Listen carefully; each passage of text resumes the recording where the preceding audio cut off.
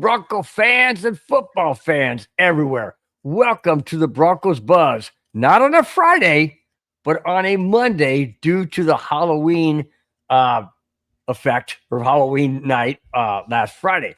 This is a show that is everything Broncos and brought to you with emotion, passion, honesty, and of course, Spence's comments, my comments, your comments in the chat. We are Broncos Buzz. Thanks, guys, for sticking with us on a Monday. Fridays are usually our night, but it was Halloween night, so kind of hard to do the show and hand out candy kind of like out the window or something. It just wasn't going to work. Anyways, glad you guys are on board. If you're watching Monday Night Football, turn down the sound there, watch it, but watch us instead. How's that? Because does anybody really want to watch the Cowboys and the Cardinals? No, I don't think so. Anyways, glad you guys are here. Hope everybody had a very safe and happy Halloween night. Spence, did you hand out any candy? Oh, you know what? I love Halloween night, just sitting there. So here was my situation. In my driveway, had the World Series Game 6 on the TV, sitting there in the middle of the driveway, passing out candy. Neighbors were coming by because I passed out a few daddy juices. You know, you got to give candy to the kids, candy to the adults. You got to take care of everybody. And that's what we do here at Casa de la Chaos. We take care of everybody. That's great, man. That's great. Yeah, I had a fire pit on the driveway. I had kids coming up, so really cute little girls, little cute little kids. Had a great time. I cooked up some jalapeno poppers. Had those out there. Oh yeah, those are good. Had those out there. Had my tablet out there watching Game 6, like you said. Had the speaker. It was a lot of fun. Man. Really did enjoy it. Good times, man. Everybody was safe. Everybody had a fun time. Oh, wow. That's awesome. That's awesome. What was she? She was a zombie bride. Wow.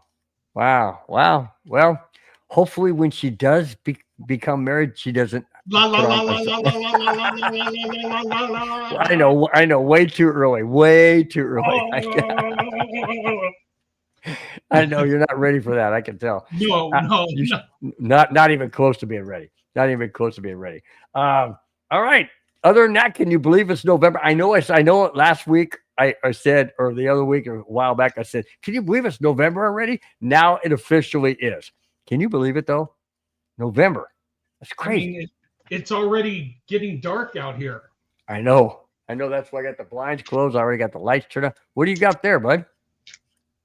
My notepad. Oh. Okay. I thought you're getting ready to. Oh, you mean what do I have in this envelope? I don't know. You said there was a surprise envelope before we went on the show. Do you want to do it now or? Yeah, I'll show it now. So my mom sent me something very special, and she said, Spencer, I found these tickets in your grandfather's old trunk. These are 2 Bronco tickets when they played against your Chargers back in 1972. Wow. What was the price of those? $7.50. $7.50 in 1972? There you go. Wow, that is crazy. That was at the old Mile High Stadium. Yeah, where the stands where you were more like this instead of the current stands where you're back a little bit more. But Mom, thank you very much. I'm gonna get this put into a frame and mounted. Oh, absolutely.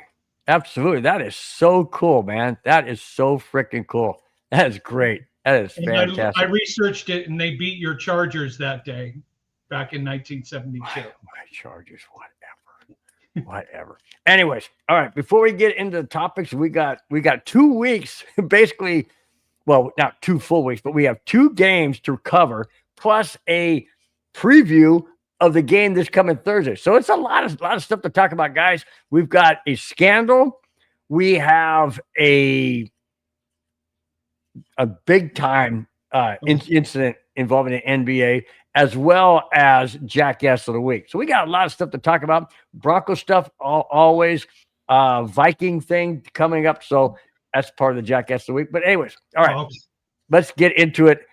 Before we do, let's hit the chat. Batting leadoff, David Yonkin says, it felt like I was watching a 70s or 80s football game. It was a masterful defensive battle of both teams, and the better team pulled it out at the last minute. Talking about the game yesterday, which we will definitely touch on after we recap the Broncos-Cowboys game. Yeah, that game, I don't know. If you notice below my name, it says Cardiac Broncos do it again. These guys are gonna give me a heart attack. I seriously. No. I think they're gonna get our excitement. They could be down by so many points. You're gonna be there at watching the game till the very last second because these guys have shown the ability to perform in the fourth quarter and come back from outstanding odds. So I love what the momentum this team is building going into November and December. Let me ask you this. So when Tim Tebow was on the team, and I mentioned this yesterday during the neighborhood show, when Tim Tebow was on the team, people got excited because they knew the fourth quarter was coming around, right? Because he was going to pull out some magic and whatnot. I don't want this. I don't want that from Bo Nix. I want to have consistency. I want to have, to be able to, first quarter, second quarter, third quarter production, which we did kind of have.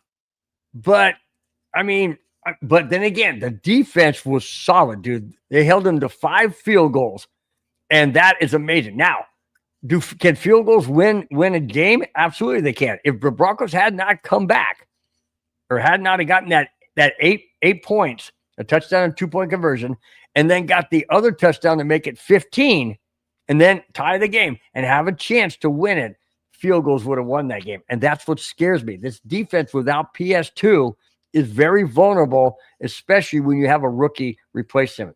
Or not a rookie, maybe a second-year person, but still, PS2 is going to be seriously missed. We'll get into his prognosis coming up, which is very, very good news going forward. But anyways, what did you think about that game as a whole? I thought, from a defensive perspective, we did better than anticipated. We bent, but we didn't break. And that's the good thing about it. Offensively, I don't know what game plan Coach Payton here is got for the first half, but there is no rhythm. There's no organization. There's no pattern. The play. How many times did Bo Nix throw the ball over 20 yards yesterday? Yeah. Well, no, he threw that one to Cortland Sutton was a touchdown. Was it? Okay, yeah. Well, no. Threw over 20 yards, and he did throw that one more than 20 yards. But now, I did. Go ahead. No, this is what I really think we're missing. We don't have a deep threat. I think we have a deep threat from the wide receiver pool, but we don't have the deep threat where Bo Nix is consistently, at least maybe once a quarter, even once a half, trying to throw the ball down the field. Now, Jack, I used to love your Raiders in the 70s and 80s. You know why? Because they threw the ball downfield multiple times during the game. They may not have completed them all, but they were showing the defense, hey, we have a threat to go deep on you guys, thus spreading out the field a lot more. That's something that the Broncos need to develop instead of putting everybody closer to the line, putting in danger all these dinks and donks, which could not lead to nothing or an interception or who knows. Now, I did read, I didn't bring it to the notes, but I do remember it. Bo Nix was excited that come the fourth quarter, again, wait until fourth quarter, that Sean Payton lowered the kind of dumbed down the play calling. He didn't put in all that verbiage. He basically let Bo Nix do what Bo Nix does. And what did he do on that last drive? He ran to the left, got a first down, and then again he ran again, got another first down, and even closer for the field goal. Let Bo Nix do what he does best. Sean Payton likes to complicate the playbook, and it really throws Bo Nix off. You can see it when he's throwing deep passes. He's overthrowing the guys. He's throwing into double. There were two interceptions. Just what the mojo that is needed is still in puberty. Give it time. No, that's Rudy. That's Rudy, my brother. I know, Rudy. You hit the nail on with the hard hammer. These guys are learning to win. They're learning to be successful, and for them to do this now in the fourth quarter shows that they have the moxie to come back from wherever they are and to build wherever they are. Yeah, they're out there. We're out there. I mean, look how far down we were to the Giants. Look at how far behind we were to the Super Bowl champion Eagles. Look at how far we're behind and how horrible and messy we looked on offense against the Houston Texans. We only had one touchdown. Bo Nix at one point at halftime was 6 for 17 with the touchdown and interception. I think you take away from the Houston game that there's still some work that needs to be done on the offense. The defense performed admirably without their star, held Houston to just 5 field goals. I mean, imagine if one of those went for a touchdown or two of them went for a touchdown. Now, let me ask you this real quick. Yeah. If CJ Stroud had not have gotten injured, I believe firmly that game would have been totally different. CJ Stroud has not performed up to expectations so far this year. So but he was driving that team down. They just didn't score a touchdown, but he was driving that team down, burning out our defense. I did not. Sorry, the boss just popped in. All good. It's all good. So, but we got to catch up on a few messages here. I think we have a new guy joining us. Where is Jay Weaver? There we go. Oh, Jay Weaver. He's from the what I forgot what show that was. It was the one Orange or Blue. I think it's Orange or Blue Rhymes. Nice. Nothing rhymes with Orange or Blue. That's right. Hope you gentlemen are having a great night. Thanks, man. Really do appreciate it, Jay. I believe that's who it is. I believe. Looks like Rudy still can't figure out what your real name is. He says, Steve, what's happening, son? Rudy, I might be older than you, so I don't think I'm your son. Dylan Kuhn. Come on, man. Wipe out the no C in my name, just Bill and Spence. Thank you very much. Yes, David, we got a jackass of the week. Oh, yeah. We got a couple that could be, but they're more than just a week, that's for sure. Flying Dragon says, what's up, fellas? I said, what's up, Flying Dragon? How you been, man? How you doing? Hope everything's going good. We're going to get into that topic. How long is PS2 out for? We will get into that. But before we do, I want to wrap up one last game that we had was that one against the Dallas Cowboys, because that's the injury that Pat Surtain had, which is a pectoral injury. We'll get into that. Let's see. David, we talked about that yesterday in the neighborhood. Sean says Sean is built on the screenplay. I hate those things. They didn't work at all. The wide receiver screens do not work. Now, sometimes the running back screens will work because you have more people flowing out that way. But the wide receiver ones did not work yesterday. It just bothered me. What do you think? This is our offense in the first half and early third quarter. It's the dink and donk, be conservative, don't stretch the field, and defenses are playing to it. There's no imagination. It's just predictable. And so This is why you don't see big plays. This is why you don't see see more of the ball being aired out. It frustrates me to see that Bo Nix is not really airing it out more often. So yeah. Flying Dragon brings a good point. He goes, I went back and watched the game. Bo missed so many open receivers. The plays were there. But in a good scheme by Peyton. But It just that they were there. This one is spot on. I couldn't agree with you more, David. It says holding the Texans on the 1 yard line and they had to go for a field goal. That was fantastic. Huge. You hold them on the 1 yard line, and they tried everything in the world. They even tried a kind of a really weird tush push that didn't work. And then you had the quarterback jumping over the line or trying to. That didn't work. Yeah, that was a fantastic goal line stand. No doubt about that. No doubt whatsoever. Let's see. If you're looking at that Dallas game, I think from both offensively, I think from an offensive perspective, that Dallas game was probably our most complete game from start to finish. Oh, absolutely. Offensively.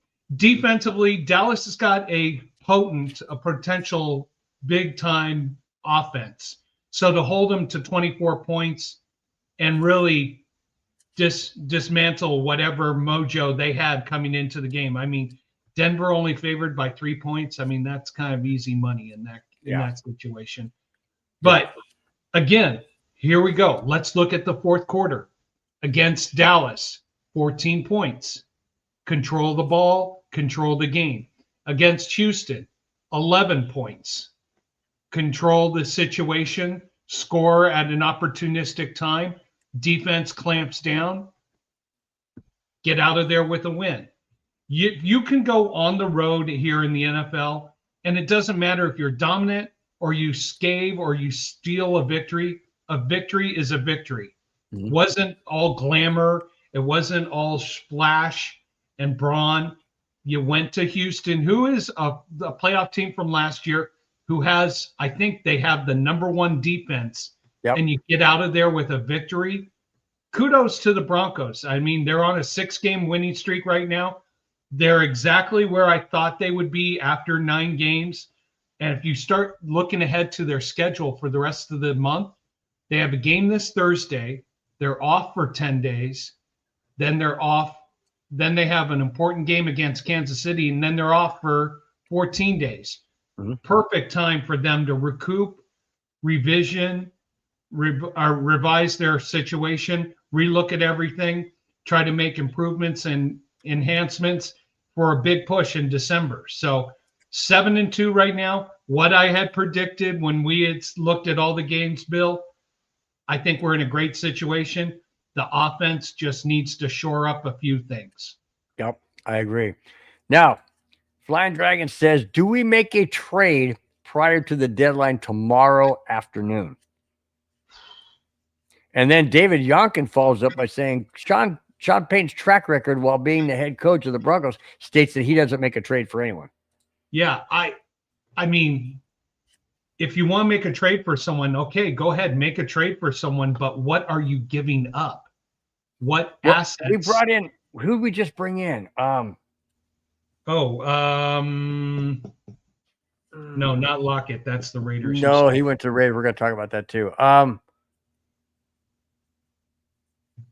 keep wanting to say Evan Ingram, but that's not it. He can't. He played for the Bears. He played for the Bears, and he didn't play last year, but he's kept himself in shape. It's Mercedes Lewis. Yeah, there you go, Mercedes Lewis. Thanks, Flying Dragon. Give him credit. There we go. Absolutely. Yeah, Mercedes Lewis. Now, he didn't play yesterday, but he could be instrumental going forward. I kind of believe the reason why he didn't get in the game yesterday is twofold. One is because of the tight ends that we have now are producing, and also he just got there. He's not going to learn the playbook. It's complicated as that's a dryer. As complicated as Sean Payton's offensive playbook is, he's not going to learn it in a matter of 2 or 3 days. So, blocking. Hey, only trade for Cairo says, and thanks, Cairo. Glad to have you back on. You were here. You were in the chat yesterday. Glad to have you here today. Says only trade for blocking tight end or game-breaking wide receiver. I go to wide receiver because Mercedes Lewis is a great blocking tight end. So right. I don't think we need to go there. So now you want a game-breaking tight or wide receiver. What are you going to have to give up to get one? And is it worth Give up Singleton. He ain't done Yeah, nothing. I know. But is it worth giving up a potential valuable asset like a second No. round draft pick, a first round draft pick, something that we are going to need in our offseason to help build this team a little bit better? I think you go with what you have right now. But I mean, a game breaker wide receiver who's available where the team that you try to make a deal with isn't going to try to fleece you for at least a first round draft pick. I mean, that's the trade-off. Yeah. Now, Flying Dragon says he would go after Waddle. But you give up a first. Yeah, exactly. He would cost a lot more than just a first round pick. I would probably say a first and maybe a third or a second. And that's not something you need right now. That's true. Rudy, I'm not trying to make you upset. I love Bo Nix, man. He says I always against he thinks I'm always against. No, that's not true. Says I'm always against the Broncos, but I love it when Bo Nix makes another win and surprises me. You know, I've said it many, many times, guys, and I'll say it again until Bronco blue in the face. I'm a realist. When I see that the team isn't performing, I firmly believe it continues that direction. Can it change and around? Sure it can. And it has done that this year. But the norm is the old we're going streaky! Sorry. Yes, we won 6 in a row. Yes, we won 6 in a row. But the point I'm trying to make is it's that old adage, you know, once in motion, what's that scientific thing that says something in motion continues to be in motion? So if you're constantly not performing the way you should, it doesn't always simultaneously switch over and be positive. Flying Dragon says, smash that like button. Absolutely, guys. Hit that like button. Share. Tell your friends, your family, your in-laws, your outlaws, whoever. Just tell anybody. Tell anybody to watch the show. It costs them nothing. Hit the subscribe button. It's free. Watching the show might take a little bit of effort. No, I'm just kidding.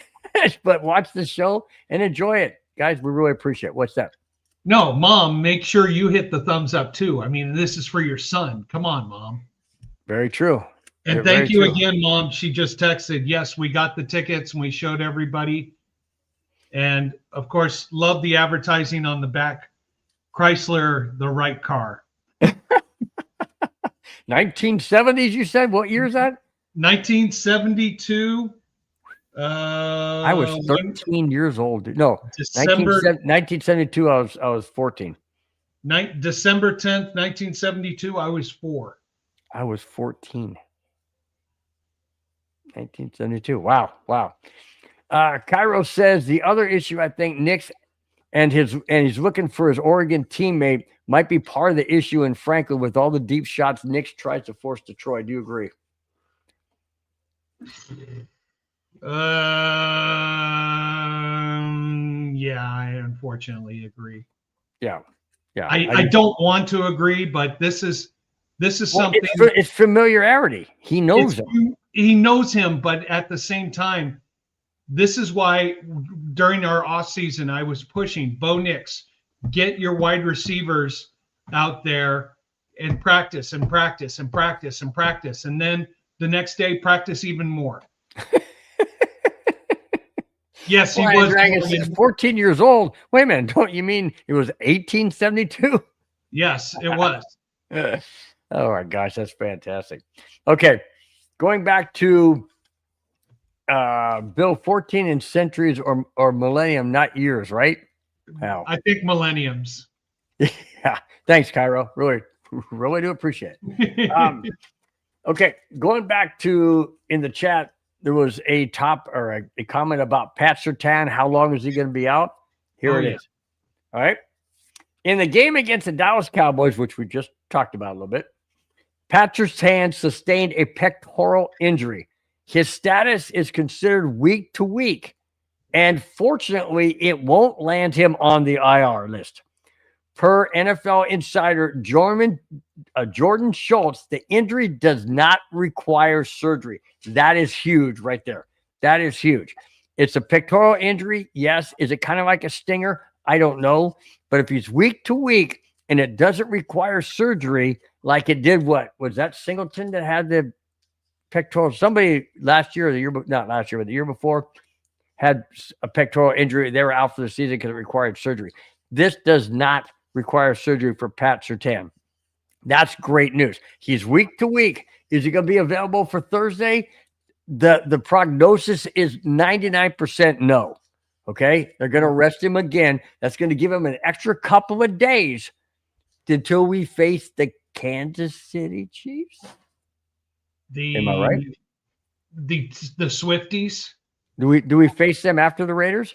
Yes, we do. Okay. So it's going to give him, and every indication is pointing towards Pat Surtain being there for the Chiefs game. Now, Madungus on the neighborhood yesterday said he hopes that they keep Surtain out till after the bye week. I say no. We need him in there.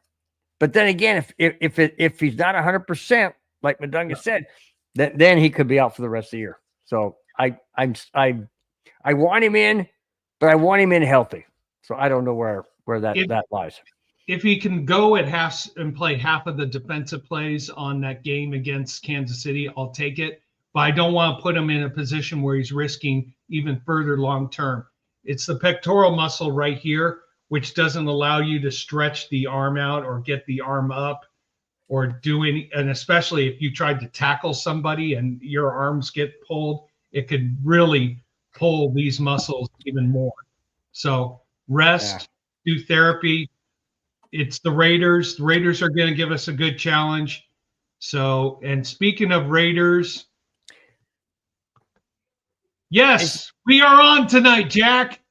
Jack, you were in the neighborhood. You were in the chat, yes, in the neighborhood, when I said that we would be on tonight because Friday was Halloween. So I was going to do a solo. I was going to do a retro solo show on Saturday, but Spence loves being on the show. I don't know why, but he does. He loves being on the show.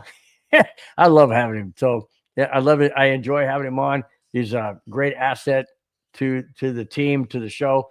And so he said, hey, if we can do it Monday, you willing to do it Monday? I said, heck yeah. Nobody wants to watch the Cowboys in the Cardinals. So why not? Anyways, yes, that's why he goes. So, but Jack does say, what the heck? You boys on tonight? Yeah, we is on tonight, brother.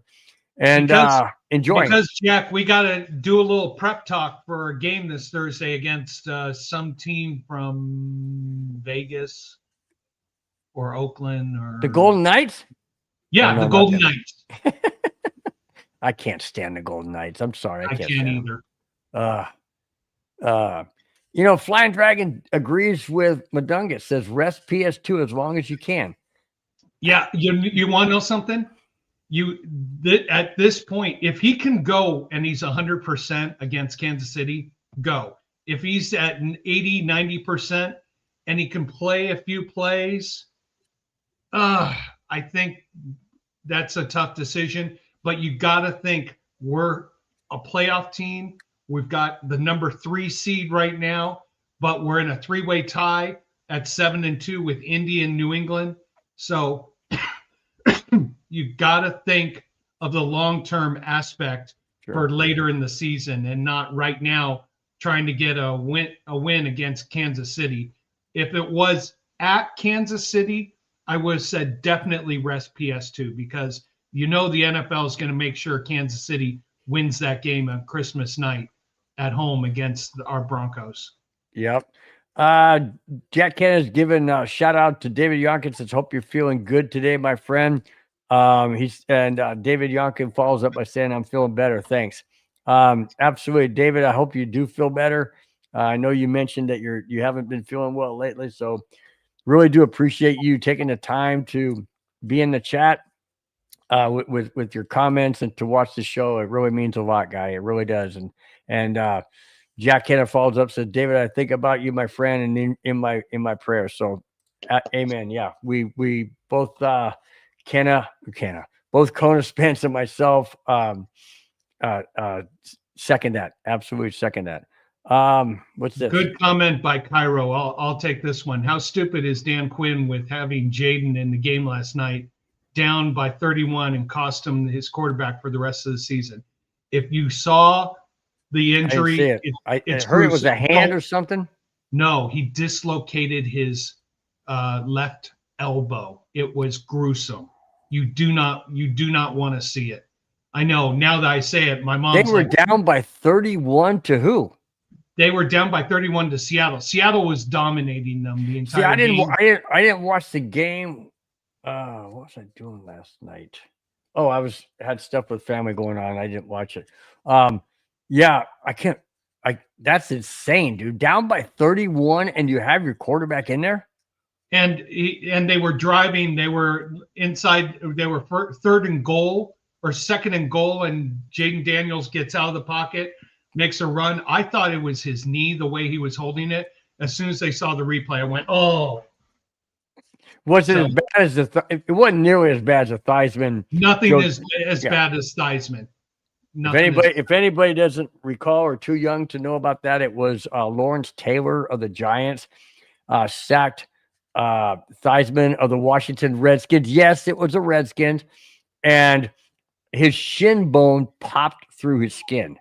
It snapped it like a twig, just snap. Oh, it was gross. Yeah, and he still has lingering injuries. He's not been able to walk the same since then. Oh, I wouldn't doubt it. It was a compound fracture of the tibia. Yeah. If you've seen it, just get the shivers out right away.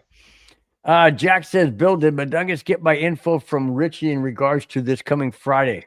I don't know. I will contact once the show's over. I will contact Madungus and ask him if he got it. If he did, then I will contact Johnny and say you guys are good to go for Friday. So wherever you live, it's 5 p.m. Friday. This coming Friday, 5 p.m. Pacific time. Okay, same time as we started tonight. So it's 5 p.m. Pacific time, wherever you may be. Calculate, excuse me, your time zone to equal 5 p.m. Pacific time. All right. And for anybody who's not sure what we're talking about, we're doing the special show today because we didn't want to go 3 games without having a show. So having a show today, talk about the past 2 games and talk about the Thursday night game against the Raiders. And then a Friday show where we can bring on Raider Jack and your buddy John. Can have a 4-man Broncos buzz, talk about the after effects, and get a perspective from the Raiders about how great the Broncos are and what direction is for the Raiders. And who knows? Jack and I might go beer for beer if my honey will let me. Right, honey? Wow. Okay, well, now you just nicked that one by saying the Raiders are going to compliment the Broncos. I mean, what the heck? Hey, I compliment the Raiders except when we play against them. Hey, Dom Mars, glad to have you in the chat. Thank you so much. First timer. I haven't seen you before. Really do appreciate you being in the chat. Thank you so much. Says, yeah, I thought it was his knee initially as well. Yeah, the way he went down and the way he got tackled, I was so focused on the knee, and it looked like he was grabbing his knee. And then they showed the replay, and it was gruesome. Uh-oh. Wow. Jack's calling me out. Hang on. Fans are calling for Dan Quinn to be fired after that. Do you agree? I mean, you just lost your franchise quarterback for the year. Let's just say this. Fired, no. Reprimanded, yes. By whom? The owner? The owner, the general manager. How are you going to reprimand him? There's ways you can. Okay. All right. I'll bring that one up for you. Go ahead. Beer for beer, Spence. Jack, I got to ask the boss.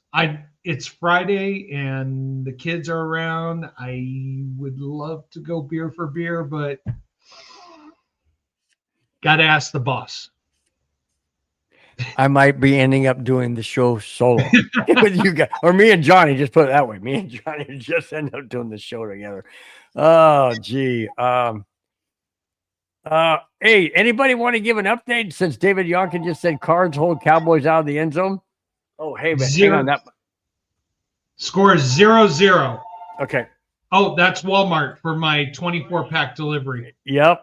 If you can approve it, so Jack and I can have more beers on Friday's show. Okay, so Kyra brought up a good point before we get in the next topic because we got to move through these. He said Jaden is a little light to play in the NFL at only 200 pounds, was one of the concerns in his running around. Could that be a possibility as to why you got these 300-plus guys landing on him and busted his freaking elbow? You want to know something? If you see the play, it was just a freak play. He was tackled awkwardly, swung around. It wasn't a pounce on him by a huge offensive lineman or defensive lineman. So okay, it was a freak play. Is he light? By today's NFL standards, yeah. But as we watch with Arizona, I think Kyler Murray is only about 5'11" and 100. He's not even playing tonight, is he? He's not playing tonight. But as Arizona's lining up for a 49-yard field goal, doink. Okay, now you just made it. Oh. Now by that's I'm going to bring in a great segue. You just mentioned field goal of 48 yards. How about add 20? How about yesterday's field goal right before the half? The Jacksonville Jaguars field goal kicker kicked it 51 yards. Nope. 61 yards. Nope. The record is 64 yards. Bye-bye. Oh, or it was. He broke it by 4 yards. This guy named Little, I forget his first name. 68-yard field goal made. And the announcer said it could have gone 70 yards. Holy smokes. Are these guys stronger?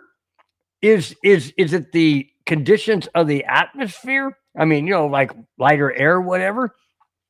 I don't understand. 68 yards was never unheard of when Jason Elam, or excuse me, not Jason Elam.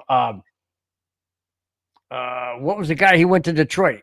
Prater. Yeah, Matt Prater kicked a 63-yarder that set the NFL record, and I thought that would never be broken. 68? Holy smokes! What do you think is going on here? Seriously. Well, and guess what? That's technically not his longest made field goal of the year. Remember, in the preseason, he made a 70-yarder. Yeah, but it doesn't count in preseason. But doesn't count. Right. But 70 yards. You want to know something? I'm just curious if we come to this. Of course, the Raiders. Of course, it's against the Raiders. I'm just curious if we're going to have this. Sorry. Kickoff return into the end zone, comes out to the 35-yard line. 3 plays and out. They only gain 5 yards. Okay, let's now line up for a 78-yard field goal, 3 points, and you never got more than a few yards gained. Is that what the game's going to come to? You mean 68, not 78? No, 68. but no, I'm just saying. Oh, hypothetically. Hypothetically. Yeah, okay. So is that what the game's going to come to? Is you have no offense, but you have a kicker. There was a great Disney film from the 70s, your era, where there was a horse that was kicking field goals that was like 100 yards long. Hello, I'm Mr. Ed. No, not that one? No, it wasn't Mr. Ed. I forget the name of the movie. It just popped in my head. Michelle Williams, I think, or Michelle Lee was in the film. It was called Oya. The horse would come out, kick this long field goal, and that's how the football team that's won. The Budweiser commercial. I remember that one where he gets field goal and he goes, "Does he do this all the time?" He goes, "No, he only does it for." I don't know. I can't remember the commercial. There was a movie, a Disney movie, and you know what? I'll bring it up on Friday. But you know, that's the game now, is these kickers, bigger, stronger, more accurate. I can't remember when the league tried to do this. I think it was back in 2011, 2012, where for the preseason, they took the goalpost and they narrowed them by about 5 yards on either side, and everybody complained.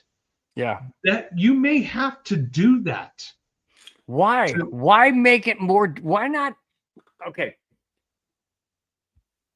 Competitive balance. No. But here's the deal. But okay, if you have a strong kicker on your team, and the other team you're playing doesn't, why should you penalize the one with the strong kicker and make the goalpost narrower? My thought is this.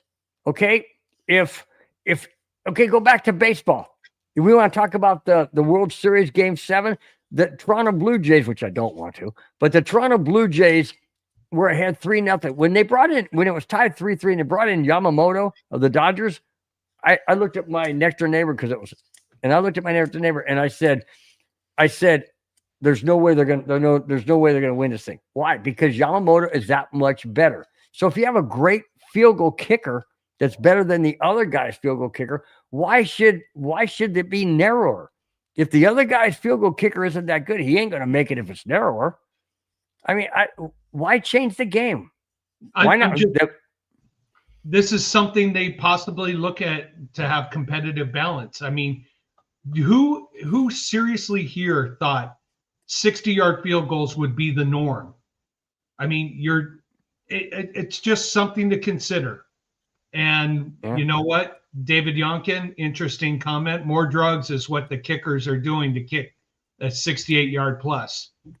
I have to disagree with that, because if that were the case, we'll get into people are getting suspended all the time for performance enhancing drugs in the NFL. So I'm not buying that. I mean, okay, I will ask you this, Spence. Okay. Do you think the NFL, after he kicked 68 yards, do you think the NFL said, hey, we want a drug test? No. Doubt it. I mean, some of these kickers. Come on now. All right. No. All right. Some of these, where I live out here, we have a kicker who's been kicking field goals since he was 10 years old, who's a sophomore on the varsity football team. And he just made a 57-yard field goal on Friday as a sophomore in high school. Yeah. Wow. That's and it's crazy. Just some of these kids just do it all day long. I mean, soccer players, how do they get stronger legs? You know, this is just training, working out. I mean, kickers used to not be in the gym training and lifting weights and doing all that stuff. Now they're doing it religiously, and it's an essential part of the game, the kicking game. Now, I mean, it's not needed for kickoffs, because you got to be more accurate than strength. But for doing these, I mean, when we were growing up watching football, you would think high 40-yard field goal, oh, that might be out of his range. Then all of a sudden, 50-yard field goal. Then it became 60-yard field.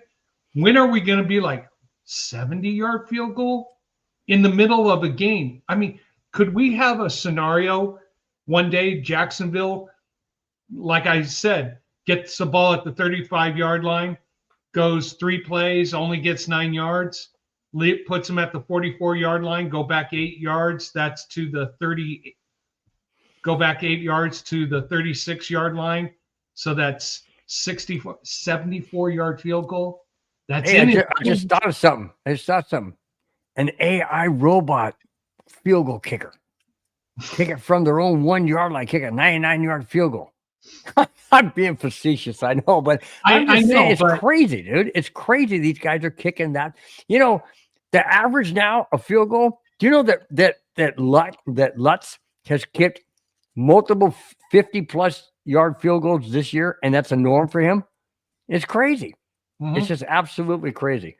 I'm gonna get to this real quick because it just saw it pop up. Chewy, what's Chewy, up? oh Chewy! Said the Raiders just can't seem to find a way to win. Well, you're right, they can't, and they had a chance to beat the Jaguars, but they missed their field goal.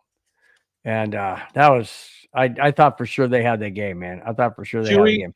I'll save the last sip for you. That ain't no sip, man. Holy cow, that ain't no sip. Dude. That's a sip. Now it says Flying Dragon says, remember when Tom Dempsey held the record forever? That was what, 61 or 62? I think it was 62. 62 yards, yeah, toe style. He kicked, but not only that, but he had no toes. His toes were cut off when he was young. He had this basically he had like this type of a let me get my hand right. You know, this kind of like a flat spot. He was all bone. He was all bone without the toe like this, and that's how. I mean, a lot of kickers in the late 70s and early 80s were straight toe kickers who could get the distance. Yeah, I know Washington Redskins had a toe kicker for the longest time, and they were more accurate. Yep. All right. Now, I'm going to read this as I did my note, but I want to dive in a little bit deeper than what it says. The Baltimore Ravens have been fined $100,000 by the NFL for violating the league's injury policy after quarterback Lamar Jackson was incorrectly listed last Friday, not this past Friday, but the Friday before Week 8, okay, against the Chicago Bears. Jackson was limited. Here's the key part. Jackson was limited in practice on Wednesday and Thursday. However, he was listed as a full participant to the NFL in order to play against the Bears. NFL came out and said, all right, we have to fine him $100,000 because they misrepresented Lamar Jackson. But the NFL loves Lamar Jackson. So what did the NFL come out and say? The NFL came out and said, we don't see this as a intentional misrepresentation so he can play against the Bears. We see this as inadvertent oversight. Are you freaking kidding me? BS. Come on. Seriously, Spence, come on. Take it from there. No, you want to know something? I mean, yeah, you're not supposed. It's not supposed to be the National Favoritism League. It's the National Football League. National Favoritism League. That's great, dude. I mean, come on. You want to know something? If this was Bo Nix and the Broncos who did it. Wait a minute. What happened? What happened during that COVID time when the Broncos couldn't start a quarterback because they didn't have their masks on and they said they did? Yeah. Or if the Raiders with Geno Smith, you know what would happen? The NFL would fine them. They would suspend them. They would take away draft picks. But no. Oh, this is Lamar Jackson. He's one of the shining lights for the NFL. We have to make sure we coddle the Ravens because they're east of the Mississippi River, where the NFL recognizes that football exists. They don't know that football exists. Time out real quick. Time out. David Youngkin says, time for meds. Have a great night, everyone. David, please take care of yourself. Yeah. I don't know what you're going through, but my thoughts and prayers are with you, and I mean that sincerely. David, take care of yourself. Really do. Amen. Really David, do mean that. We'll see you on Friday. And David, make sure you're the first one up again. Love having you being a part of the show. Appreciate your comments. Maybe one day we get David on the show. There you go. We love having people. But this is the National Favoritism League. It is so obvious. They coddle the Kansas City Chiefs. They coddle the Buffalo Bills. They coddle the Baltimore Ravens. They coddle the Green Bay Packers. Flying Dragon says if it was the Chiefs, they would have awarded them the Super Bowl. Oh no! If it was the Chiefs, they would have said, "Oh, you guys have the number one seed. You have the number one seed and home field advantage throughout the playoffs." It's just so it's a double standard. And the game should the NFL or any sport should not have double standard. If the rule is a rule, then treat it as a rule. It doesn't matter. But the NFL is all about the almighty dollar, and they're going to do whatever it takes to keep fans in the stands, make sure you got your key players on the field, and we'll just kind of like overlook, just, oh, it's okay. All right. We did the right thing. We find them. Yeah, really. Okay, whatever. Yeah. They find them, and then underneath it's like, okay, we'll make sure we pass it back to you as a pass-through cost through some nonprofit organization that will take the money and donate it in your name to a nonprofit so you can get the tax write-off. Wink, wink, wink. No, we got your back. Next. Yep, exactly. All right. That being said, okay, Cairo, we're going to get into that. Not right now. I've got a Jackass of the Week prior to that because that one is bigger than what the Jackass of the Week is. But it says, look at the NBA. It could be worse with the players that get breathed on and get free throws. No kidding. Don't even get close to Patrick Mahomes.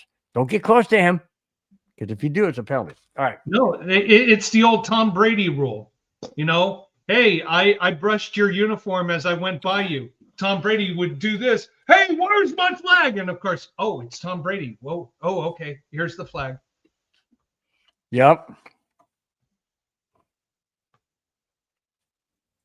Oh, Jack just threw out a dagger, a shot across the bow, so to speak, for Thursday.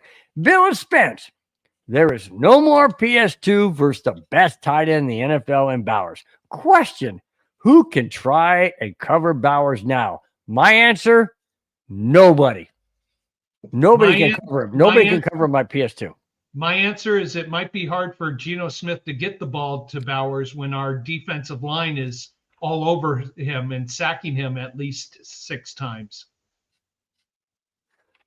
Jack, you still on for Friday? Hello? You still there? I think Spence just okay. Anyway, speaking of Jackass of the Week.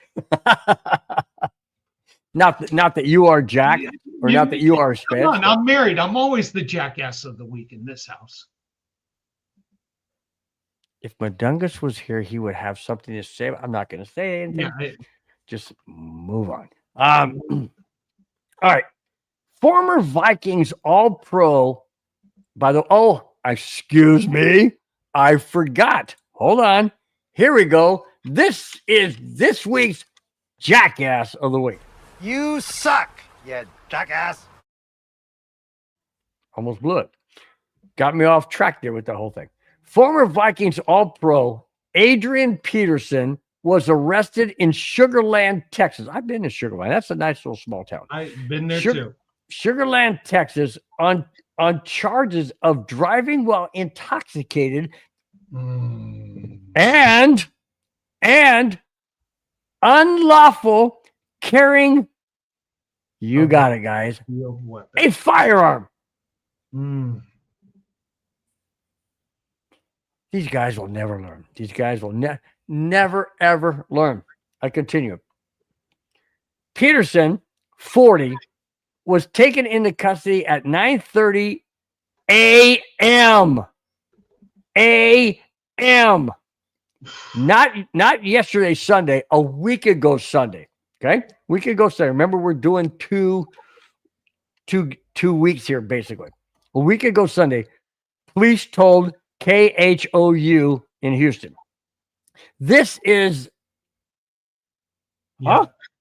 This is the second time this year Peterson was arrested for suspected DWI.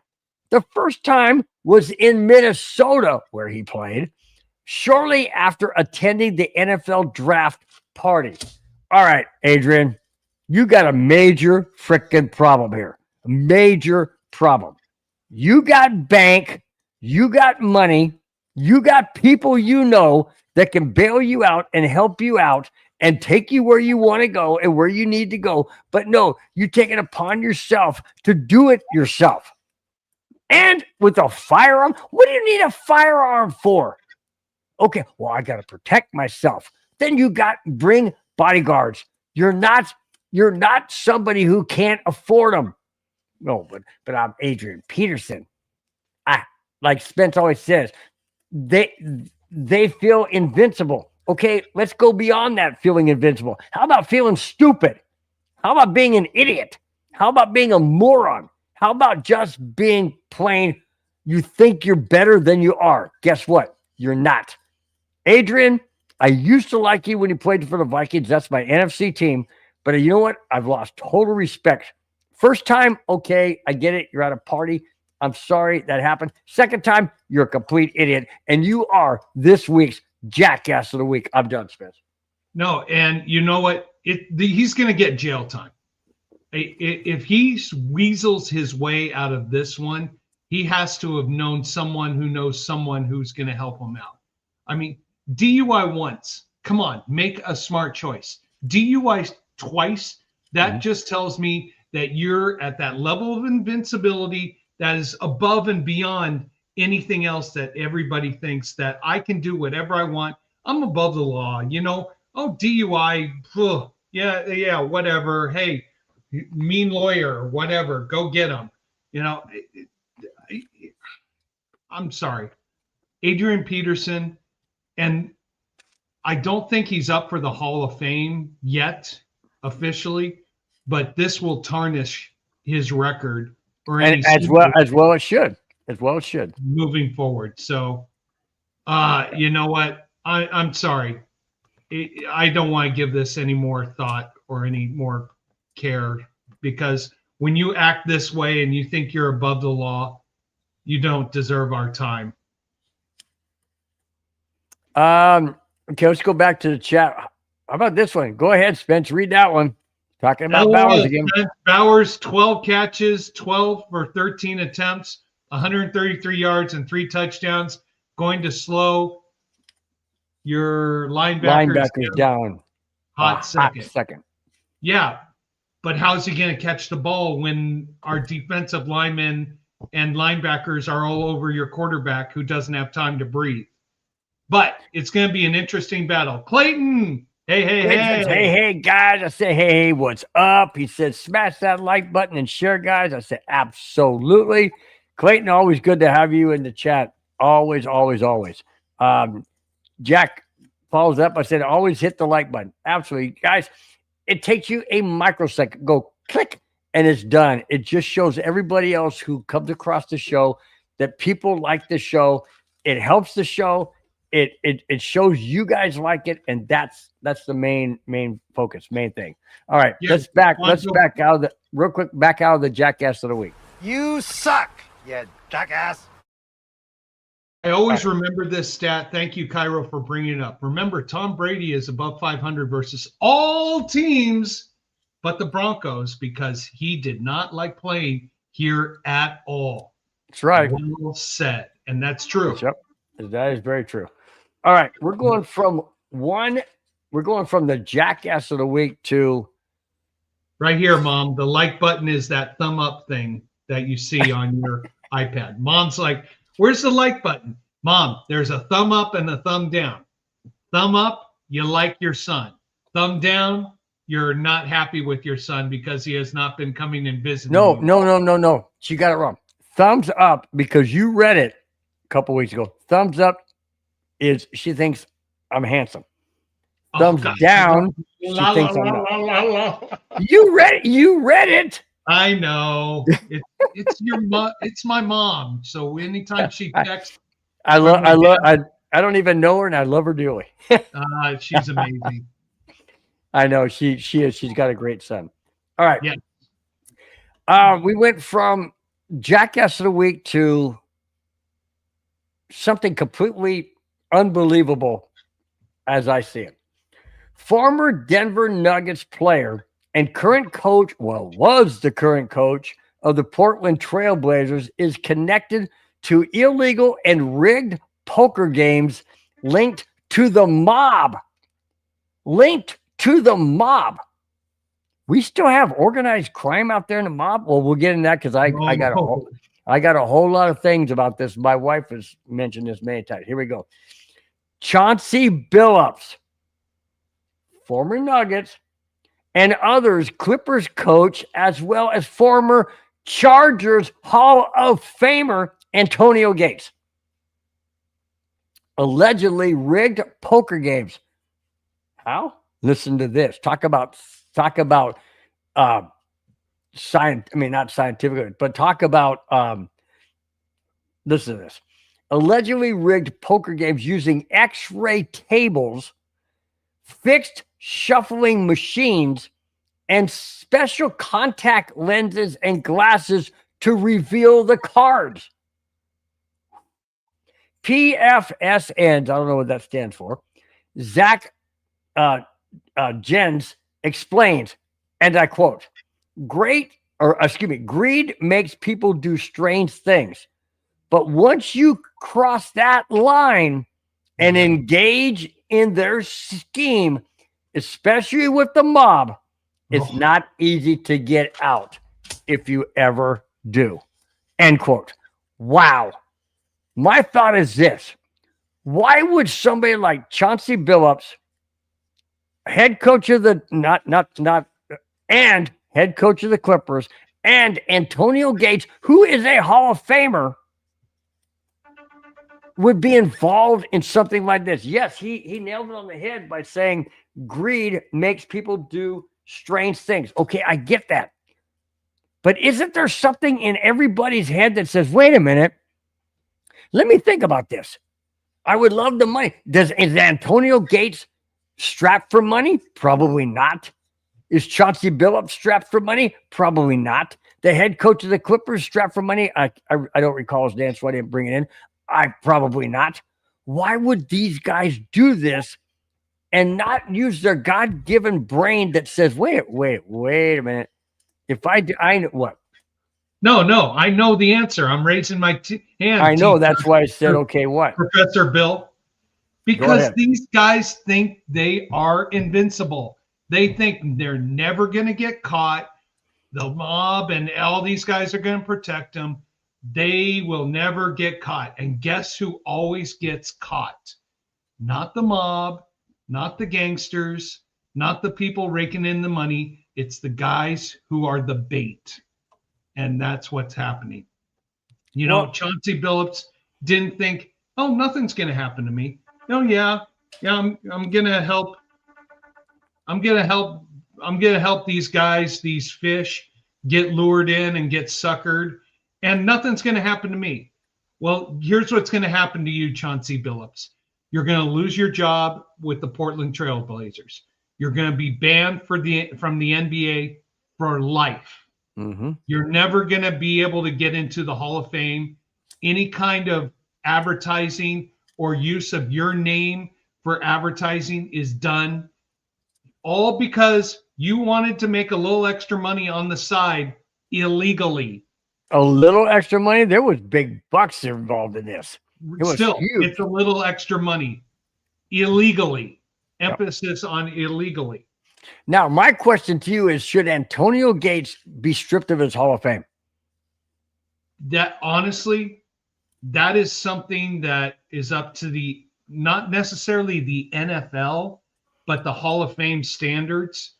You have to, when you become a member of the Hall of Fame, you have to live up to certain standards. Now, I would say this, if it was involving the NFL, this scandal, then absolutely he's gone.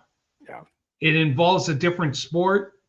I don't know the ethics behind that, but I would say this. It absolutely tarnished his reputation, that's for sure. It tarnishes his reputation, so he can never use his reputation again for profit. Because when someone who's like, oh, Antonio Gates, let me go research him.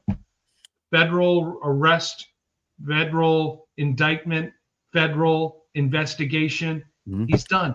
Yeah. He's done. All because these guys wanted to make a little extra money on the side illegally and not ethically. I mean, hey, I'll say this. Every one of us here in the chat and on the show, we've all been approached in one way or another to do something illegally, whether it's to help go rob a few candy bars from a store, maybe do something bigger. The right choice is not to get involved and cross that line, because once you cross that line once, it's easier the next time. Yep. It's easier the next time, but you've also tarnished yourself with the good people of society. Go ahead. No, you go ahead. I'll just say, here's the thing that I don't understand, or I'm contemplating. I've never heard of Chauncey Billups ever being involved in anything, his name ever coming up like Adrian Peterson or others. I've never heard of Antonio Gates' name being involved in anything. I mean, all of a sudden they go off the deep end. I mean, what is it? What is it? I know it's money, but it must be a lot of money for them to just jump in. But you have to understand, in today's society. Now, if this were happening in, I don't know, well, even in the 1940s when they had the Chicago mobs, they were caught. So, but technology being the way it is today, that it's much, much harder to get away with crime, sustaining crime, or substantial, whatever word it is, you know what I'm talking about. Maintaining. Maintaining. It's very difficult to maintain that, because eventually you're going to get caught. So I don't understand. To me, it's kind of like Russian roulette. You're taking a chance. You're spinning the wheel. You're pointing the gun. It didn't go off. Okay, we're good, man. Let's go take another 100,000. Spin it. Didn't go. Okay, good. We're good. We're going to take another 75,000. You know what I'm saying? So, well, you're saying the right thing, but here's what is diluting their thought process. It's money. They're like, oh, I'm going to make 100,000. Who cares about the Who cares about the repercussions? Who cares what happened? I'm going to make money and make money. You want to know something? You're going to make money, but now you're not going to make any more money, and you're going to potential federal prison, not state prison, not prison here in the state of California where you can do something like this and get a slap on the wrist. No. This is federal penitentiary. Where was this done? Was this done across the NBA league? This was I don't know the actual location. All I know is it was across state lines. So there and then, that's federal crimes. Yeah. Now you have a follow-up on this, because we talked about this in the green room before the show. I mentioned this. You mentioned a scandal, an NBA scandal. What's that all about? So there was an NBA player who plays for the Miami Heat, and this was all part of the same thing. I don't remember his name, but he had told his brother, it's the end of the season. I'm not feeling well. I might only play one quarter tonight and then just sit out the rest of the way. His brother took that information, texted it to all his friends and colleagues and everything else. And there was over $250,000 in bets placed on him underperforming on his stats that night. So the NBA player, and I forget his name, and he's a longtime player, he's making multi-millions, is in big trouble. Now, could have been, he was not the instigator or the one who probably said where he's going to get off is, I didn't tell my brother to go make all these bets, but his brother took the inside information and passed it along. But he planted that information. Right. So here becomes the question: can the federal government prove that the NBA player did give this information to his brother with malice intent? Well, all they have to do is go back to the phone records, the text records. Hey, I'm not feeling well. I'm probably not going to finish the rest of the game, blah, blah. Well, that's probable cause right there. Right. But is that probable cause where the NBA player said, hey, I'm probably not going to play the game. You and your buddies have a chance to make a few extra dollars. There wasn't that I know. True. But it's a fine line right there, man. You have to get in front of a jury of 12 people and prove beyond a reasonable doubt that there was intent. Yeah. That's going to be a more tough case or situation. It's going to tarnish the Miami Heat's reputation, but can you prove beyond a reasonable doubt that the brother took the information at the behest of the NBA player and to give it to his friends so that when you're going at $250,000 and you're getting paid out, I would say that's probably pretty damning. But it's damning to the brother. Is it damning to the NBA player? And can you prove it beyond it? I know that's that. Yeah. I mean, in the court of ethics, in the court of commercial belief and everything like that, in the court of us all together drinking a beer, yeah, he's guilty. In the court of law, hey, it's all good. Okay, gonna go here because Jack, I'll tell you what, man. Jack, you absolutely amaze me each and every week. He says, I love this show, even if Spence and Bill are Broncos fans. Jack, you know what? You are one of the most solid, one of the most devoted, one of the most I don't know, a complimentary person in the chat. But beyond that, Jack, we I can say we, because I know, I'm pretty sure Spence feels the same way. We appreciate all fans. It doesn't matter if you're Raider fans, Chief fans, Wagoner fans. Well, that bothers me. Or any fan out there that watches this show, because that means that we are doing something that you enjoy, and that's what it's about. That's what it's absolutely about. We bring in all type of topics. We just talked about basketball for 20 minutes. We never talk about basketball. So it's a show for all of you, and we bring in each and every one of you, and we absolutely appreciate every single one of you that are in the chat. And I'm not saying that to pat, to hand out roses. I'm saying that from the bottom of our heart. We absolutely do appreciate it. And Raider fans, Chief fans, Charger fans, even the most hated Patriot fans, come on in. We appreciate and we respect you. We want to hear your opinion. Yeah, even Patriot fans. You said we welcome everyone, even if we hate Patriot. Wow. Because I hate Patriot fans. They're delusional. But I still respect them. Hey, you know what? If we had Jack as a moderator, that's not it. Where'd it go? Oh, we'd be in trouble. Yeah. Bill, I should be the first Raiders mod on a Denver channel. Let's make history. Yeah, that would be different. That would be good. Hey, you never know where this show's gonna go. You just never know. You ready for this one? What's that? Mom's comment. Okay, Kona, you need some beautiful female release. Where is Anna? Mom, she's taking care of the kids so Daddy can have some fun time doing the show.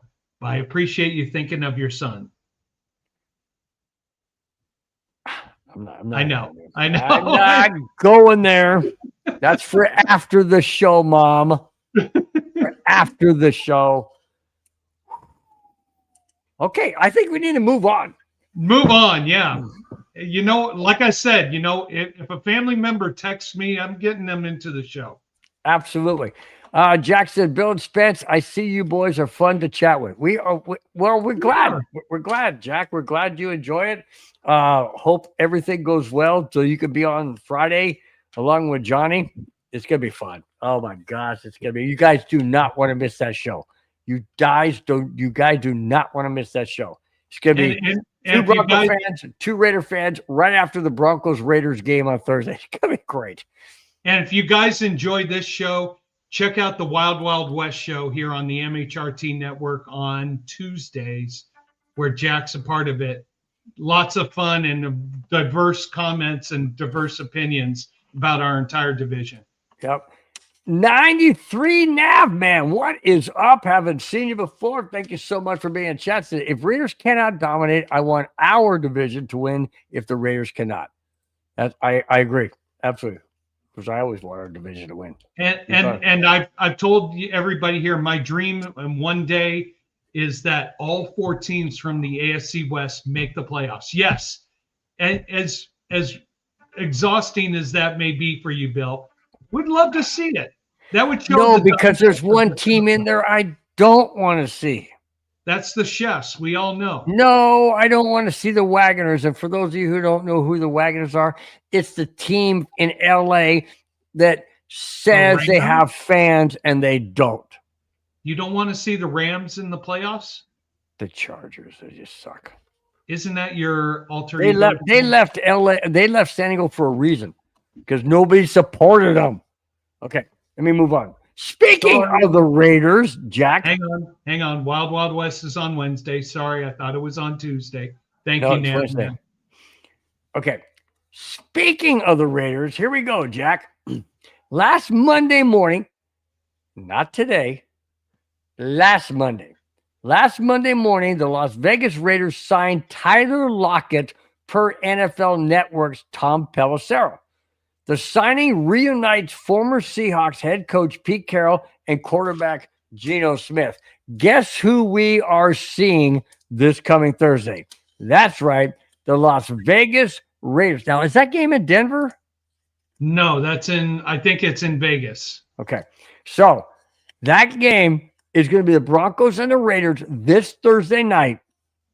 Head coach Pete Carroll with his former and current quarterback Geno Smith, and reunited with Tyler Lockett. Does that make the Raiders stronger against the Broncos' depleted defense's corners?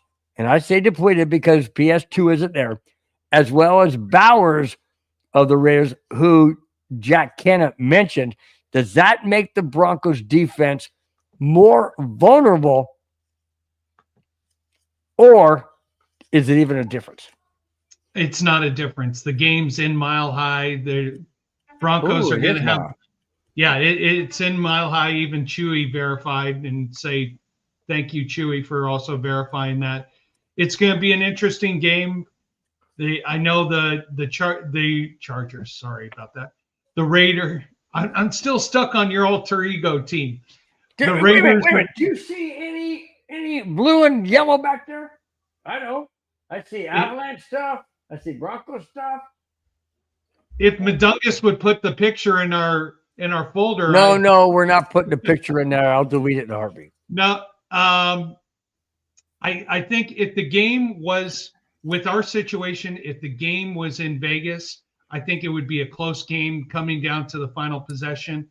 But last year, when the Raiders came up to Denver, the Raiders jumped out to a quick 14-0 lead, and then we stormed back and blew them away.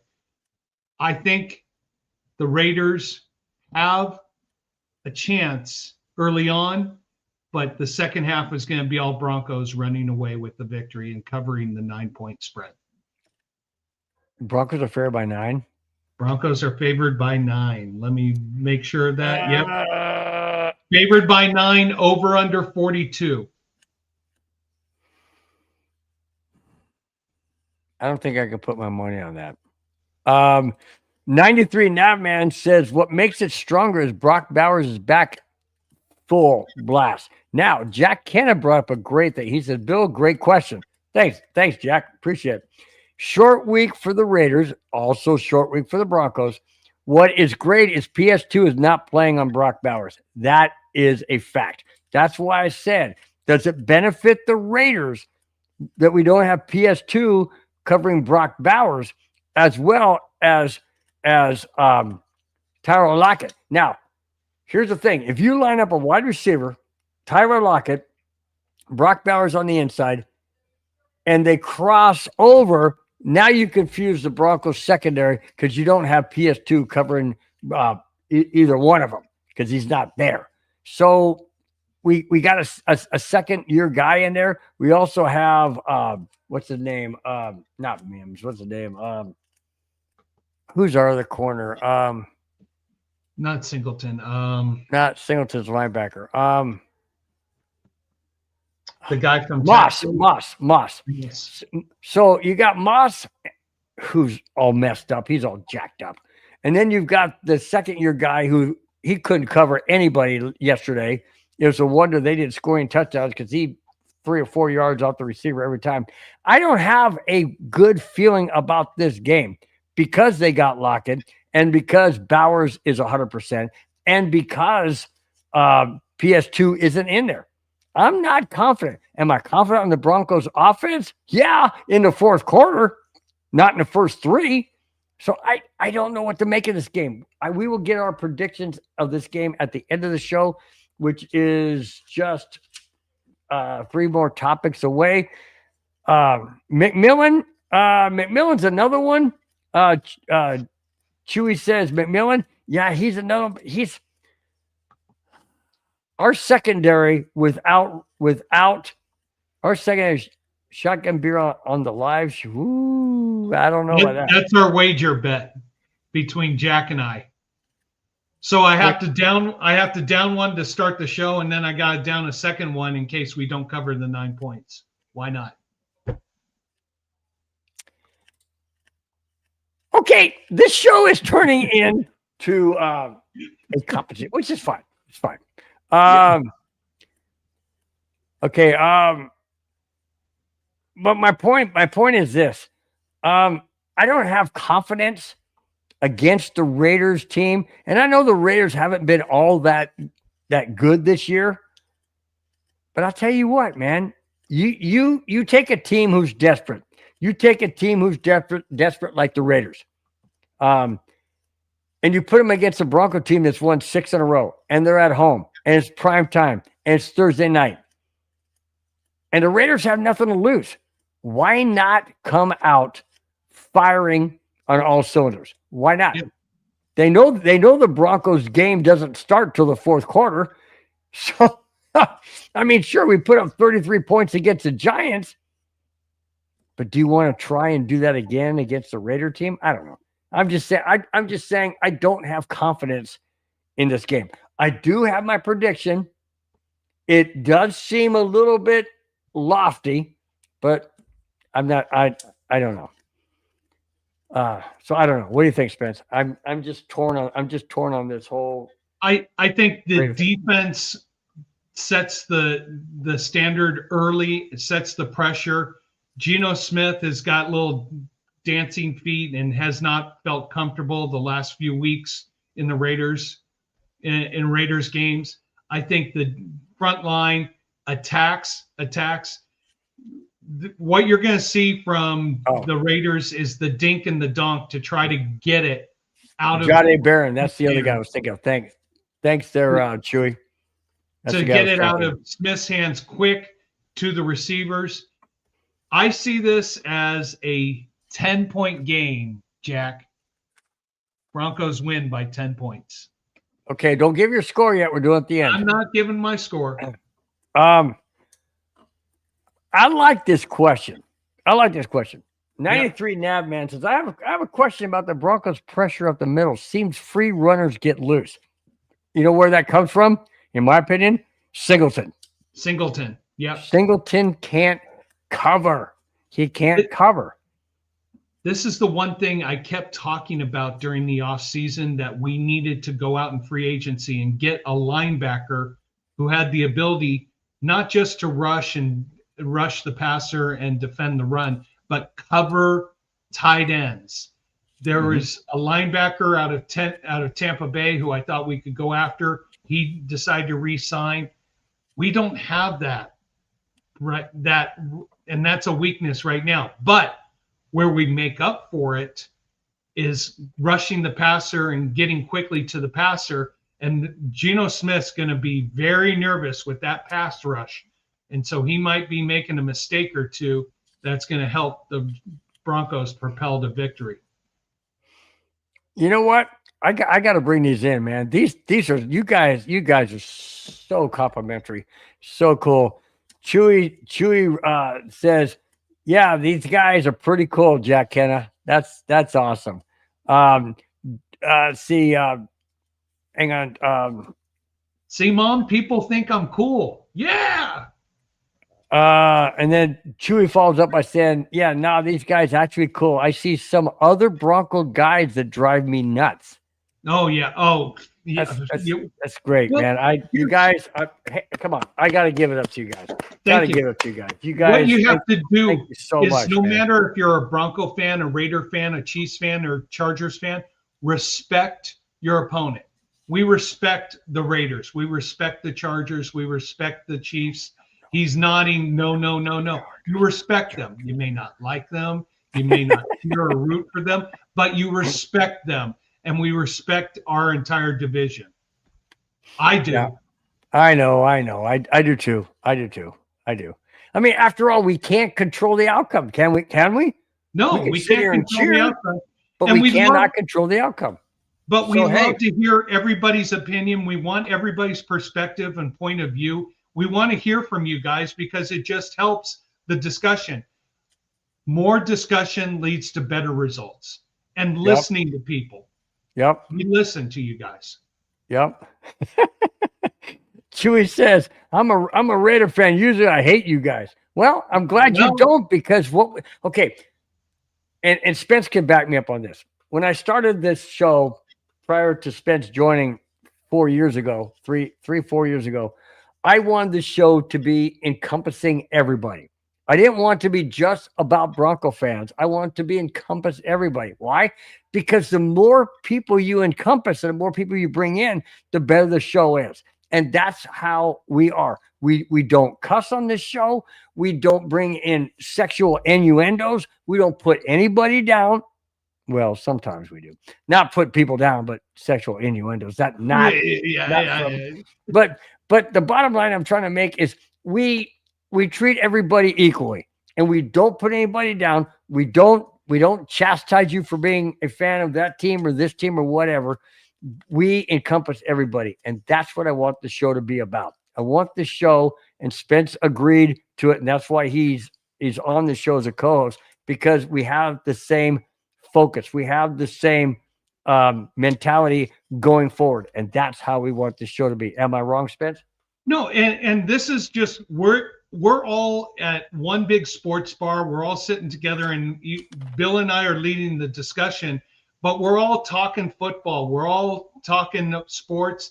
Yes, we lean toward the Denver Broncos, but we appreciate hearing opinions about everybody's team, and we want to hear about the Raiders. We want to hear about the Chiefs. I mean, the Taylor Swifts.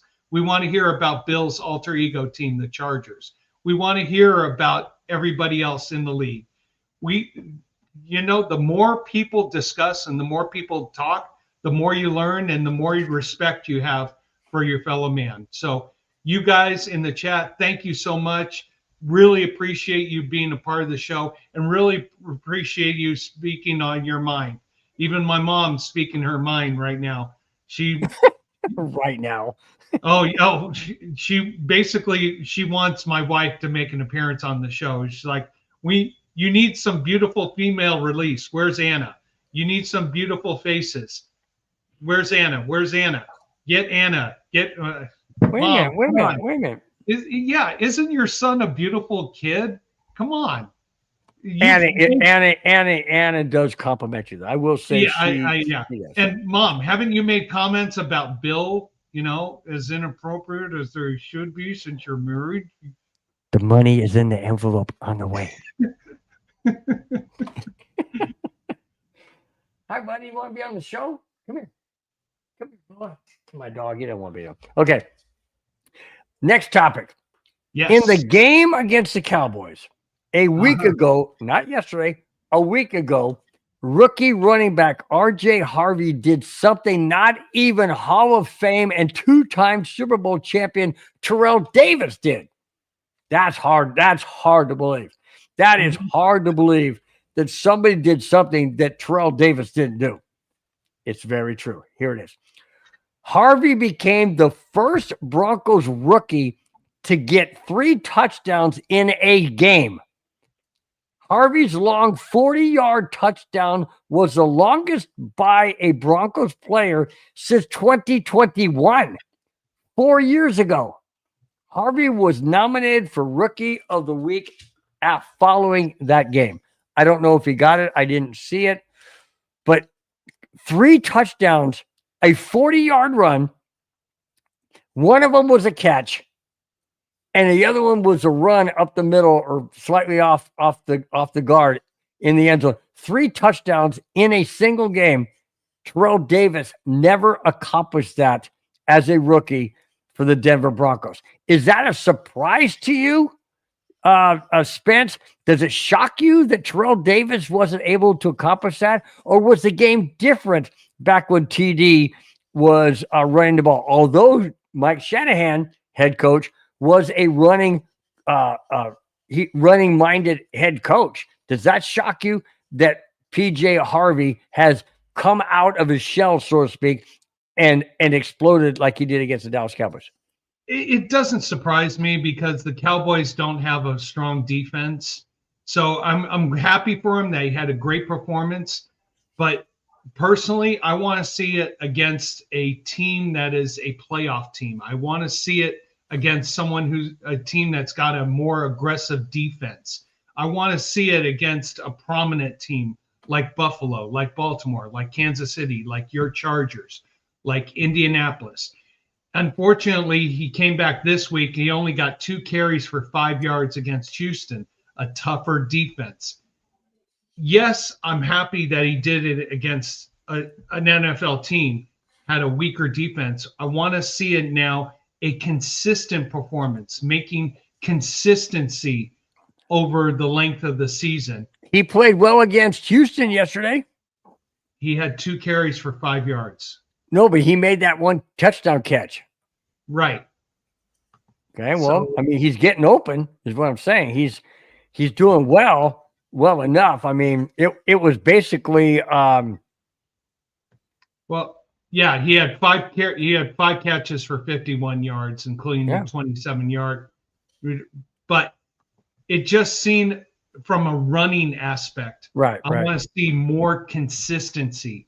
I'm not looking for him to have 100-yard games week in, week out, but I'm looking for him to have sizable carries averaging maybe 5-6 yards a carry. So I want to see that week in, week out. J.K. Dobbins is still going to be the feature back, correct? It is still going to be the feature back, but you want to see that Harvey is evolving. What did we see too much in the preseason? Harvey gets a handoff, off tackle, and he tries to bounce it outside with the speed. He doesn't have the speed to outrun the speed of the defense. It's something he's got to learn, how to be more bouncing between the tackles rather than trying to bounce outside too much.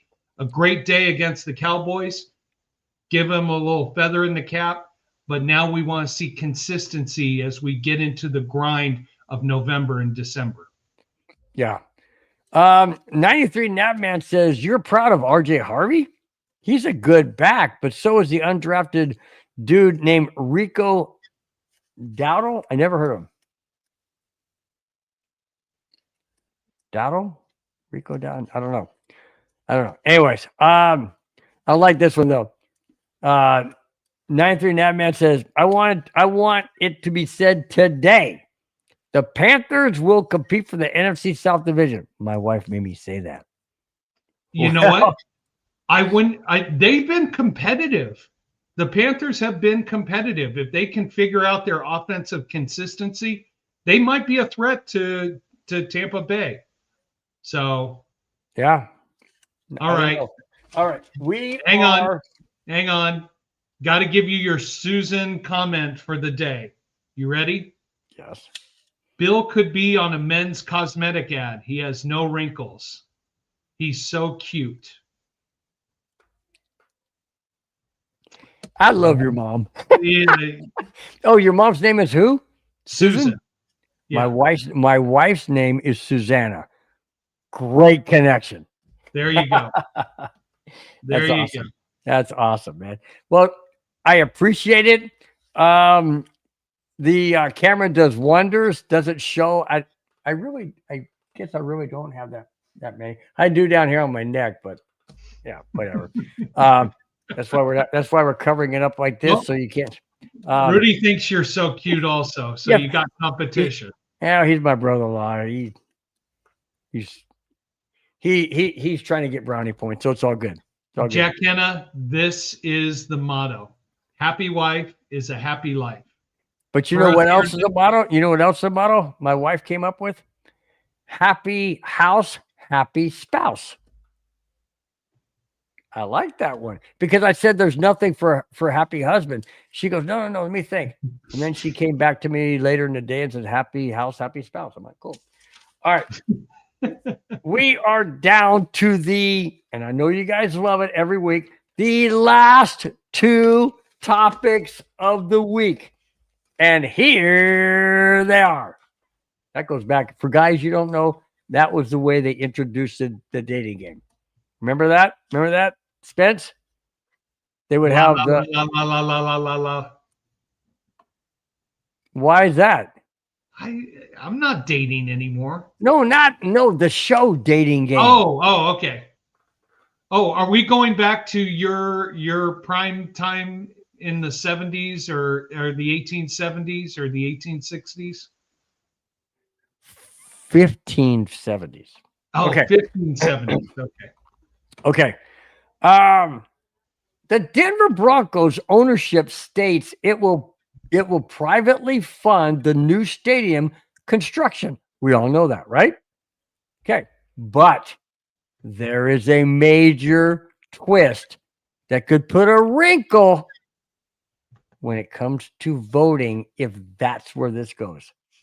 But taxpayers may still be involved through city and state support for infrastructure like roads and public transportation around the proposed site. Oh my gosh. That's not going to be good if it goes to a vote. Costs could also arise and increase for future maintenance and renovation expenses beyond the initial construction. Oh my gosh.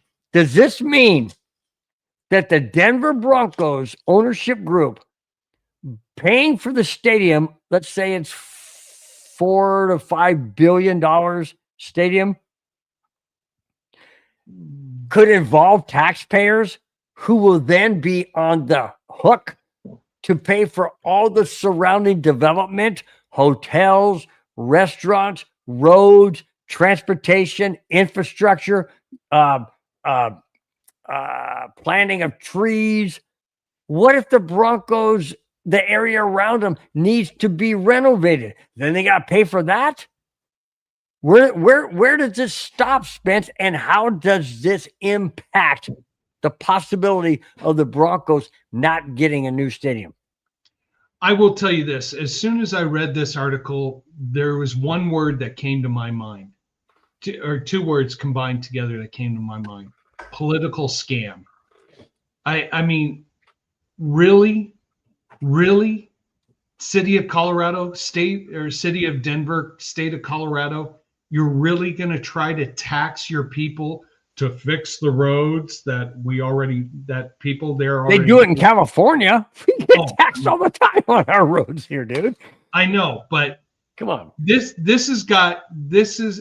mean, you've got the Walton family who has said, we're going to pay for it. We're going to pay for our land. We are going to take care of the development of it. You are going to charge the citizens of Colorado an extra tax on top of this to take care of the roads leading into their property? Shouldn't you be doing that already?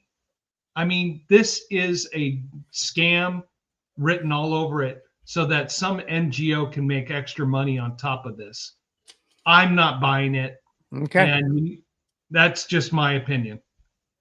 Yeah. Okay. I get it. No. I came across that and I'm like, you got to be kidding me. What are they going to do? Raise it 3/4 of a cent, 1.5 tax for 20 years, 0.5%, whatever. Oh man. Jack Kenneth says, Shinola, Bill, Colorado country, less than our California taxes. No freaking kidding. Then he follows up by saying, no, then 93 Navman says they should use the weed money. There you go. No, they're using the weed money to fund their insider trading that they're getting on everything else so that they can make tons of more money. I mean, what happened to the days where you became a politician to serve your community, not to serve your pocketbooks for millions and billions of dollars? I mean, geez. Sorry to go on a tangent like that. Hey, dude, go on a tangent. I do it all the time. I live on tangents. That's my MO. I don't know. What do you mean? How do I not know Rico Double? Are you stuck in the AFC closet? Look it up. I'm going to look it up. Okay. I'm going to look it up. Okay, Google. Who is Rico Double? Hang on. He's a running back with the Panthers. Rico Doble is likely a misspelling of Rico Dowdle, an American football running back for the Carolina Panthers. Or Paso Doble, a Latin ballroom There you dance. go. Running back for the Carolina Panthers. I'm sorry. I didn't know that. I really didn't. But thanks for bringing that to my attention, because now I will never forget that name. There we go. You know, I mean, that's what it is. Rudy goes, it's in the works. I'm assuming talking about weed money. Just saying. Just saying. By the way, important message. Did you get my information from Adungus from Richie? Jack Kenna, did I get my information? Did I get the information from Adungus? Not yet. Give me 1 sec, Bill. Be right back. Not yet. Okay, I will contact you. You know what, Rich? I'm going to do it right now. I'm going to contact him right now and say, right here, I'm going to do it. Did you get Jack's info for Friday's show? I'm sending it right now, Jack. Send it right now. Okay.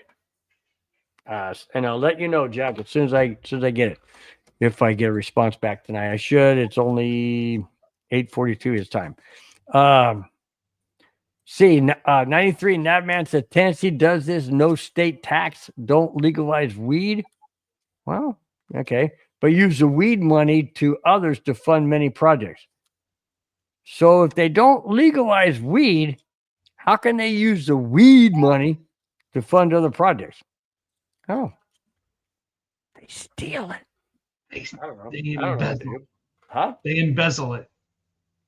By the way, Bill, just to let everybody know at halftime here, right before halftime, the Cowboys kicker tried a 68-yard field goal, had the distance, just missed it wide right. Wow. Or wide left. But he had the distance. Rudy. Put it down. I said where Mike is 8:42. Where we are is 6:42. Okay? Go back and watch. Go back, rewind about 3 minutes. You'll hear that I said it's 8:42 where Mike is. Speaking of weed money. Oh, no. Holy smokes. All right. We are an hour and 43 minutes into the show. Hour and 44 right now. Thank you guys so much for being a part of the show. As always, really do appreciate you guys have been fantastic. Got great turnout, guys. Great turnout for a Monday. We may have to switch from Friday to Monday. I'm not sure. I mean, the boss just gave me a 5-minute warning, so let's get going here. We're good. We're good. All right. This is a preview of this Thursday night, last topic, Thursday night game, primetime, Broncos, Raiders, primetime Thursday night. Spence, we've talked extensively throughout the show in regards to Bowers, in regards to Lockett, Geno Smith, the AFC West rivalry between the Broncos and the Raiders, possibly having Johnny and Raider Jack on the show this coming Friday. Everything aside, Broncos on a 6-game win streak. Raiders are on a tailspin. This is a must-win for the Raiders. They're not going to hold anything back. It's an AFC West showdown. It's prime time. Raiders are going to give us our best, or the Raiders are going to give us their best. Broncos cannot wait till the fourth quarter, in my opinion, because the Raiders are not going to hold anything back. What do you see in regards to this game before you give your prediction of the final score? I see this. I see our defensive front seven dominating here and making it very uncomfortable for Geno Smith right away, right out the door. I see us keeping it close. The offense still figuring it out. But I see us coming out of having the lead at halftime and then coming out of halftime and dominating the second half. Can I give you my score? Go ahead and give the score. Final score, Broncos 26, Raiders 14. Raiders 16. Sorry, 26-16 Broncos. Okay. Before we get to that, I'm bringing up 93 Navman says, my wife just said, you're on a Broncos channel? Well, that crap is crazy, and I am not going to hear it. So headed to bed. I said, okay. And she laughed. That is so good. That is so good, dude. That is so good. Wait a minute. Hang on. Rudy, we're on the same wavelength? Whoa. Oh, no. You don't do that. No. You don't do that. 26-16, Rudy says 26-16. Why 26? Man says, why 26? Because we're going to get 2 touchdowns and 4 field goals. Okay. All right. I say 31. 20 Denver. Wait a minute. That means they're covering the 9-point spread, which 31-20. And the reason why I say 31 is I'm going back to the Dallas game. This is where I'm coming from. Listen to me closely. This is where I'm coming from. Hear you. Going back to the Dallas game. Dallas has a pretty good offense, horrible defense. Raiders are the opposite, so to speak. They have a pretty good defense, but their offense is suspect. So that means our defense is going to be better. We can get takeaways. We can get short field. We can put them in situations. I just got a gut feeling. That's the first thing that came to my mind when I was doing my notes. I came across and said, okay, what do you think the final score is going to be, Bill? Yeah, okay, 31-20. Am I going to be right? I haven't been right all year. So I don't know. I just want a win, okay? I want to win. I want us to go 8-2. And real quickly, before we get out of here, Spence, do you realize that our Denver Broncos are in first place? Not the first time, not 1 week, 2 weeks in a row we've been in first place. 2 weeks in a row we've been in first place. We were tied record-wise for first place 3 weeks ago, but the tiebreaker with the Wagoners kept us in minus them by a half a game, so to speak. So we are in first place. So I know it's 5 minutes, Rudy. Oh, trust me. When this goes off again, Rudy, I'm in big trouble. He's got your back big time, doesn't he? Yeah. Are you talking with Anna? I did not give him her number. I do have her number, but I don't give it to anybody. Oh, she texted me, right? And said that she wants to meet sometime, you and I, and I and her and Susie. Yeah, so we'll figure it out. After the holidays and all that kind of stuff, we'll get into it. Yeah. So anyways, Spence, go ahead and read down the chat before we get out of here. You guys have been fantastic. Thank you so much on a unexpected Monday night. No, and you know what? Bill, this has been a great Monday night. You know what? I love the energy from we got a everybody lot here. of people. Look at Great people. energy, everybody. Tell your friends about Friday night. And hey, I'm going to go off on a limb here. If you'd rather see us more on Mondays than Fridays, let us know. We Absolutely. appreciate the feedback either way. But we're here to entertain you and talk football with you. So thank you so much, David Yonkin. Thank you, Rudy Torres. Thank you, Dylan Kuhn. Thank you, Jay Weaver. Welcome to the show. Really appreciate it. Flying Dragon, thank you so much. Cairo, appreciate your comments. Dom Mars, appreciate you jumping in the show and being part of the show. Jack Kenna, looking forward to our side wager that we're going to have and looking forward to Thursday night's game. Chewy, haven't seen you in a while. Great to have you as part of the show. Clayton Huron, love your support. Keep up the great work. 93 Nabman, thank you so much. Jack Kenna already jumping in saying, no, keep Fridays. My grr.